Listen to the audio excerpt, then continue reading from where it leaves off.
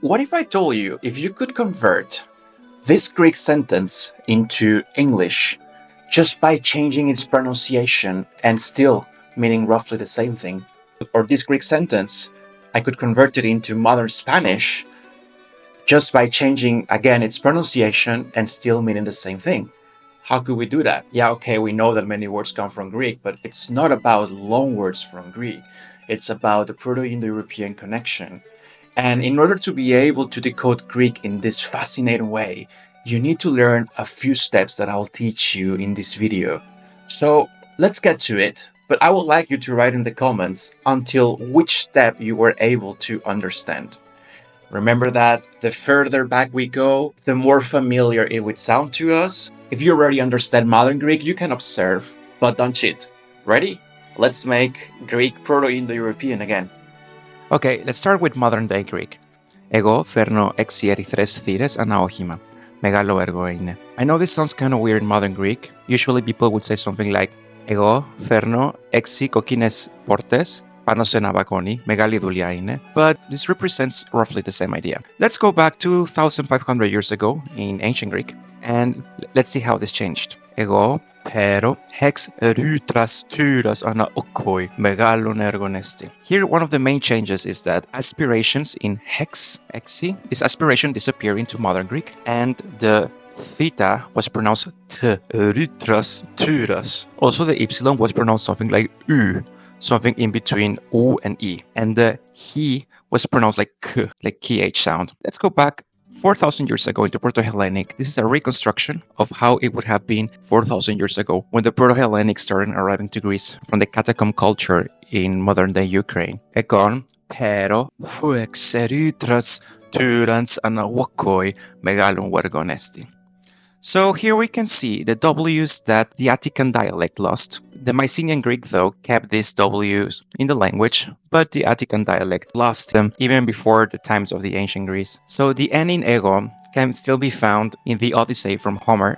Pero was pronounced like a PH and not like a V, like in modern Greek. Huex. The aspiration was kept though in ancient Greek, but the W completely disappeared. Erytrans, turans. This N from the accusative case in plural from Proto-Indo-European was retained in Proto-Hellenic but not in ancient Greek. Anawakoi. Here we can still find the W, megalon wergonesti. So let's go back now around 6,000 years ago. This would be the reconstruction in Proto-Indo-European, before languages split in Europe. Ego, pero, swex, rodem, storms, and waknoi, mekalum wergum esti. So here we can analyze some traits that changed from Proto-Indo-European into Proto-Hellenic. There were not many. We have to give back the S's that Proto-Hellenic lost. So hex would have been swex. And the initial E in erytrans was a laryngeal sound, pronounced something like herodems, storms, and waknoi.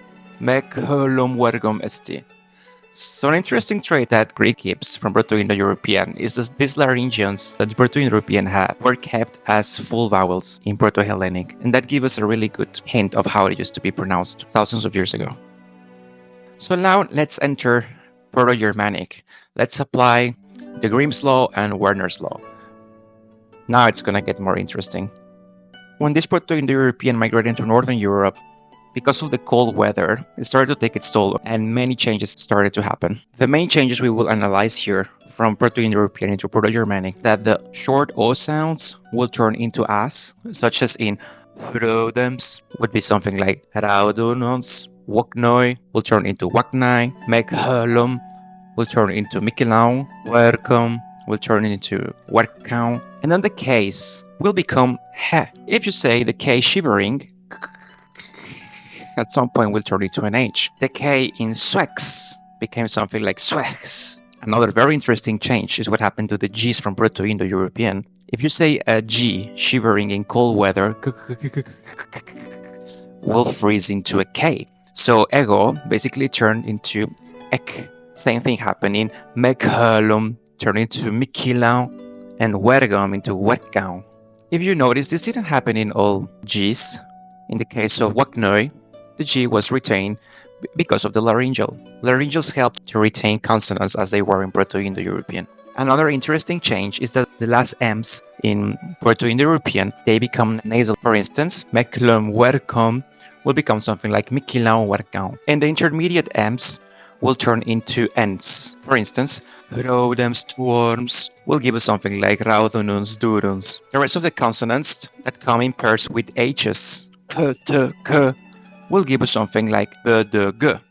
This pronunciation, you can still find it in Sanskrit. Parati. Greek instead turned p's into t, and then fi, t, t, and then th, thitas. G was turned into k, and then hi. That's pretty interesting, isn't it? So if you cannot still understand what it says here, we can still travel another 700 years towards the present day. Let's read the sentence again with the Proto-West Germanic pronunciation. Ik beru sex raudaduri an wagne mikilwerk ist. Can you still recognize a few words? This sounds a bit like German. So the basic changes that happen in Proto-West Germanic were the loss of suffixes. You can see raudununsduruns becomes something simpler as raudaduri. Anna loses its last vowel. Mikilaunwerkau lost its suffixes and gave us something like Mikilwerk. Alright, if you still cannot understand what it says here, we'll have to travel another 400 years towards the present day, and we're gonna enter the stage of Old English, something that the Anglo-Saxons would have said when they invaded Britain. Ich ber, six heread dura on wakne, Michelwerk it his. So here are the changes from Proto-West Germanic into Old English were not as big. You can analyze a few of them, but now, if we take into Modern English, now I would be revealing what it really says. And that's, I bear 6 red doors on a wagon, much work it is. So how did it go? Were you able to guess some words before entering the final stage? If you speak Spanish or any other Romance language, maybe you'd like to try the next challenge. That's going to be converting phrase in Modern Greek through Ancient Greek, through Proto-Indo-European, through Latin, and then through Vulgar Latin, and then the final stage will be Spanish. Are you ready? Let's get to it. So step 1. Χθες. Ο ήλιος είδε 3 ερπετά να φεύγουν από τον Δία. Can you understand any word? I'll read it again for you. Χθες, ο ήλιος είδε 3 ερπετά να φεύγουν από τον Δία. If you still cannot understand this, then let's travel 2,500 years ago. Χθες, ο Helios είδε 3 ερπετά κοντά από Δίος. If you still cannot recognize any word, then let's go back to Proto-Hellenic 4,000 years ago. Χθες, ο Helios είδε 3 ερπετά κοντά από Δίος. So same here we did the last time. Here in Proto-Hellenic, we can give back the W's that were lost in ancient Greek. So Helios was something like Hauelios, Eide was something like Weide, Dios was something like Dios. If you still cannot recognize any word, let's trace it back to Proto-Indo-European. Let's travel back 6,000 years ago and maybe you will be able to recognize another word. Dikiesi, Saul, Weide, Trin Serpentens, Peucondes Apodeus. This doesn't sound like Spanish yet, but maybe you were able to understand a word from this. I hope so. So basically what we're doing here, we are giving back the initial S's that Proto-Hellenic lost and turned them into aspirations. So Saul gave us in Proto-Hellenic Hauelios, and Serpentes gave us something like Herpeta. Why is in Proto-Hellenic neutral plural tria herpeta, whereas in Proto-Indo-European was trin serpentes? The answer is that none of them were either neutral or masculine or feminine. It's just that Proto-Hellenic chose the neutral plural version for this word, and Latin kept the masculine or female version for this word. If you still cannot understand, let's travel 4,000 years towards the present day and turn this into classical Latin. So here, if we analyze, the Proto-Hellenic tes is the result of the metathesis from Proto-Indo-European to kies, and Latin will only keep the kies part. It's going to add the locative suffix e to indicate that something is located within this word. So kies will become something like kies, kiesi, and then the s will become vibrant and will turn something like hesi. The gh will turn into a whole h in Latin, and then hesi will go through rhoticism and will give us an r sound. So heri, heri, Sol vidit, tres serpentes fugentes abdeo. So this sounds pretty much more like Spanish, but still not Spanish.